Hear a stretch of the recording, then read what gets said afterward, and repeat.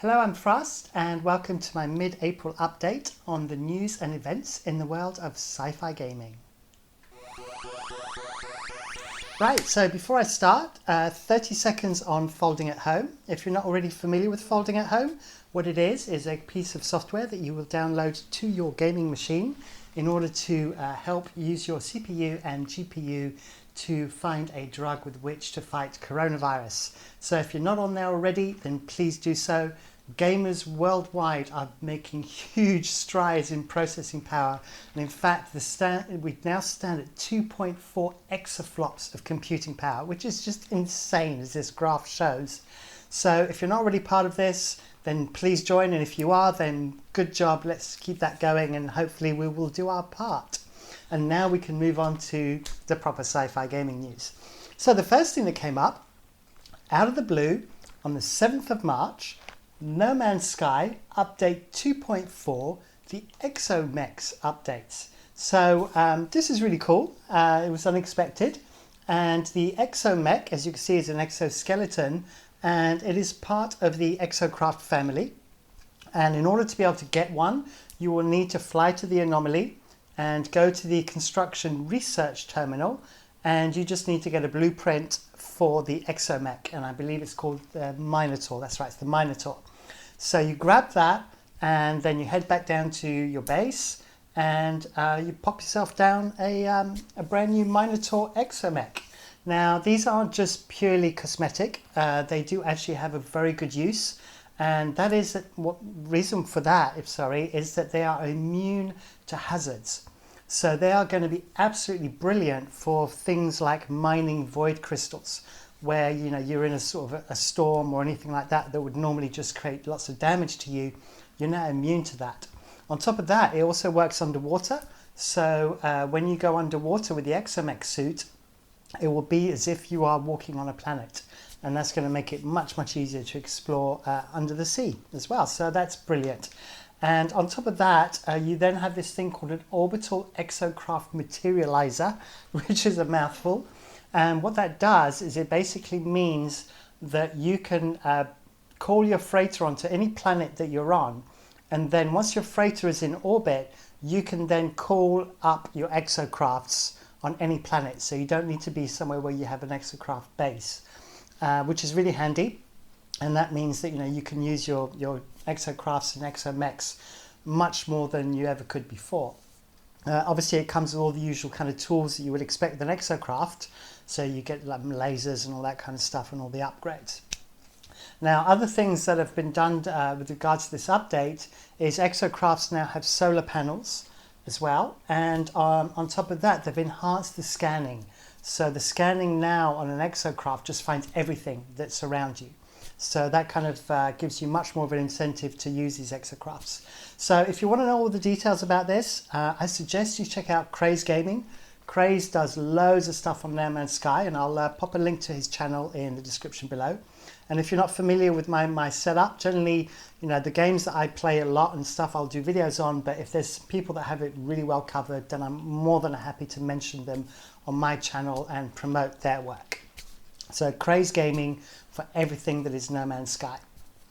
Then we come on to X4 Foundations. Now, if you watched my previous update, you will know that X4 Foundations Split Vendetta came out at the end of March, right at the end of March, on the 30th of March.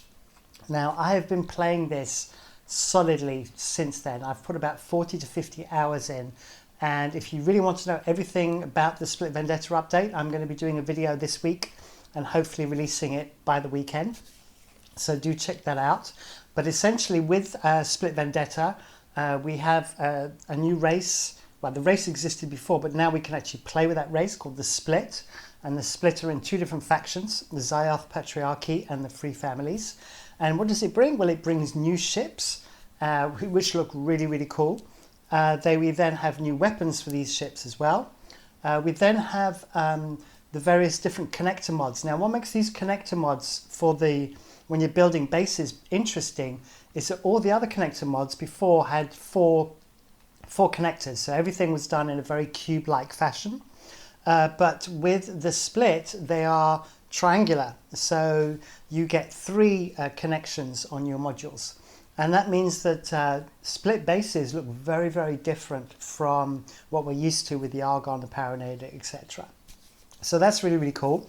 On top of that as well, we've got new campaigns. So the Boron campaign has been updated.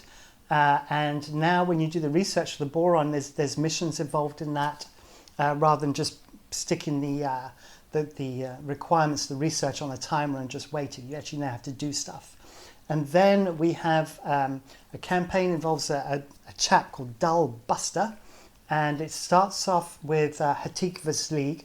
There's a Hativa station, and there's a campaign with them. And then after that, there's two campaigns, one that involves a split and one that involves a Paranid. And like I said, please watch Split Vendetta. My video is going to come out in a few days' time, and I'll give you all the lowdown on that. And I promise not to do any spoilers as well. So that kind of wraps up Split Foundation, XCOM Foundation. And now we come on to Elite. Now, once again, my last update, beginning of April, I mentioned that fleet carriers had been announced and a beta was coming out on the 7th of this month. Now that beta's come out, and let's say it's gone down like a lead balloon. These fleet carriers, and we all knew they were going to be expensive, but the upkeep of them is just ridiculous. And you know, there's been a big uproar about it, and there's lots of opinions, and it's very much everyone's got something to say about these fleet carriers. Personally, for me, it just turns Elite into a space trucking simulator. You know, I would literally just be trading all the time to play the game, and then even then you can lose your fleet carrier. And if you're like me, where you know I will play a game solidly for 2 or 3 weeks, you know, and then move on to something else and play it solidly for 2 or 3 weeks. It means that if you don't sort of regularly grind and upkeep your carrier, you then lose it. So I understand why they did that, because they don't want the carriers to spam because they're persistent in the world.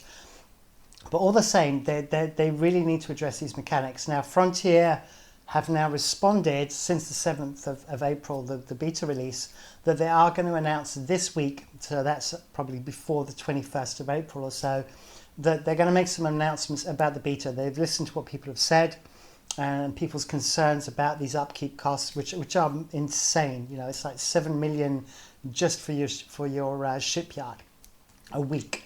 And then even includes like outfitting and all the other various modules that you could put on your fleet carrier. Now, if you want to know more about the fleet carriers, once again, I'm going to mention Obsidian Art. Obsidian Art does loads of Elite Dangerous stuff, and he did a very, very good video on the fleet carriers and has done a couple more since then. So I recommend you check out Obsidian Art for everything that's happening with the fleet carriers. And once again, link to the description. So that covers Elite. And then we move on to EVE Online. Now, EVE Online on the 15th of April, which is today when I'm filming this on the 14th. Hopefully I'll be out on the 15th, maybe it'll be out on the 16th. But on the 15th of April, they've announced a patch which they call Surgical Strike. Now, this is a big, big patch, because what they're doing is they're basically nerfing resistance modules across the board by 20%. And what that's going to do is it's really going to affect capital ships. So carriers and things like that are going to be much, much more squishy than they were before. Logistics aren't going to work anywhere near as well as they were before. And the idea behind this for EVE Online or for CCP is that they're trying to make sure that more stuff dies in battles, because there's a lot of the times you end up with a standoff, especially if you've got great logi and you've got two subcat fleets fighting each other. You just end up as a standoff. You both can tank each other's firepower, and it becomes a stalemate. So I think they're trying to break that and make things so that more stuff blows up. And in EVE Online, we like stuff blowing up, so that's great. On top of that, Supers and Titans have had their armor plates nerfed as well, so they're going to be easier to kill. Talking of super carriers have lost their support fighters. Now that's going to be really interesting, because supers are often used for a super cap umbrella for protecting rorquals and things. Now they're not going to be anywhere near as effective against subcaps, and it's going to be interesting to see how that affects super carriers and whether they're just going to be docked up now and just used for capital fights. Then we've also got nerfs on the Munins, the Eagles, the Legions and the Lokis. Now these four ships are really very much part of the meta right now, And so they've all had nerfs done to them, so that's going to really change up the meta. And it's going to be interesting to see how that all plays out with Eve. On top of that, you've had all the minerals messed around with the moons. All the moons have had their compressed minerals stripped out of them. And so that's going to change the economy probably quite drastically over the next 2 or 3 months. And there's going to be probably inflation and all that kind of stuff. So keep an eye on Eve, and if you're playing Eve, then please post in comments. Please post your thoughts on this, because I would love to hear about it. I've not had a chance to play Eve recently, and this just makes it very, very interesting. So that kind of covers stuff that's been happening up until now. Then Journey to the Savage Planet, which only came out, a couple of months ago, has got its first DLC called Hot Garbage. And I need to double check, so we got new areas, new upgrades, new enemies. Now, I haven't played Journey to the Savage Planet. I don't know if the humour was my kind of thing, as I mentioned before, but if you have played it, then let me know your thoughts. And if you get to play the DLC, then please post in the comments. I love to hear you guys talk about what interests you, and hear your comments as well. So other things for the 15th of April, we have Space Engineers for the Xbox. So Xbox players, welcome to Space Engineers. Enjoy Space Lego. It's brilliant, and it will consume hours of your time as you make all sorts of weird and wonderful machinery. So that's great news. It's good to add to the player base of Space Engineers. And as I mentioned in my April update, they've fixed a few things which were problematic, so that's good. And they've had a new DLC recently as well, which gives us a new sort of frozen moon called Triton. So all good stuff on the Space Engineers front. Then on the 9th of April, Age of Wonders Planetfall dropped a cryptic tweet. Now, generally when they drop one of these cryptic tweets, it means that we have something incoming. And if you remember, we had the Tyrannosaurus update about a month and a half ago, and they're due for a DLC. Based on their timescales, the DLC is supposed to come out before June. So it may be in the next couple of weeks. So keep an eye out for that. This DLC is going to be mega, because this DLC is going to have a new faction. I can't remember where I saw it. I saw kind of a plan of what was coming in each release. So we had a new secret tech in the Revelations DLC. So this new DLC, we're going to have a new faction race. So that's going to be really cool. And rest assured that once that comes out, I will be doing some videos covering the DLC, and then hopefully doing some gameplay stuff and strategies and tactics for this new race. So all exciting stuff. As you know, I do like my Planetfall. And then we come on to new releases. So as I mentioned at the beginning of the month, Cloudpunk, which is a sort of 8-bit adventure game. And if you want to know more details about that, please watch my April update. But there you go, that's coming on the 23rd of April. Something that popped out of nowhere, XCOM Chimera Squad. Now this comes out on the 24th of April, and it takes the XCOM formula, but instead what we have now is we have a mix of humans and aliens, which we didn't have before in XCOM. So that's kind of pretty cool, and it's kind of like this A-team that's to go out and fight these battles and get involved in these skirmishes. And they've done some sort of interesting things with the gameplay. So they have kind of this thing called a breach scenario, where the action is now in 2 stages, where you first have to breach into the building, so you get choices as to your points of entry into the battle, which will then affect the outcome, and certain characters can use certain advantages of a breach versus others. And then what they've done is, because it's a turn-based strategy, they've kind of linked the turns together, so you can create a flow of movements between the characters. So you kind of choreograph their movements rather than just moving a unit, fire, move the next unit, fire, etc. This time so this looks interesting. I'm not quite sure how it's going to play out, and I may have to invest in this. It's actually it's not a DLC, it's a standalone game, but it is a follow-on, but it's kind of priced at DLC prices, so it's very, very reasonable, and I think that's definitely going to be worth a look. Then on the same day, Predator Hunting Grounds, which is for the PS4, which is the asymmetric multiplayer game where you play either the Predator or you play the Marines or the Commandos, trying to attack the Predator. And that's a PS4 exclusive and comes out on the 24th of April. And then finally, on the 28th of April, we got Gears Tactics, which is the turn-based game based on the Gears world. So as I mentioned before, coming out 28th of April. Then we're going to finish off with just one thing, which it made me laugh. It was a meme. I'm going to show you this meme because it has happened to me so many times and it made me smile, and I thought this was a great way to close off this video.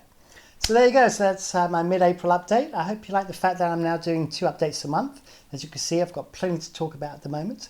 If you like what I do, then please subscribe. Give me a like if you enjoyed the video. You can dislike if you didn't. That's fine. And make sure to hit the bell icon, as I do release new material regularly. And that wraps it up for this video. Thank you for watching. Bye.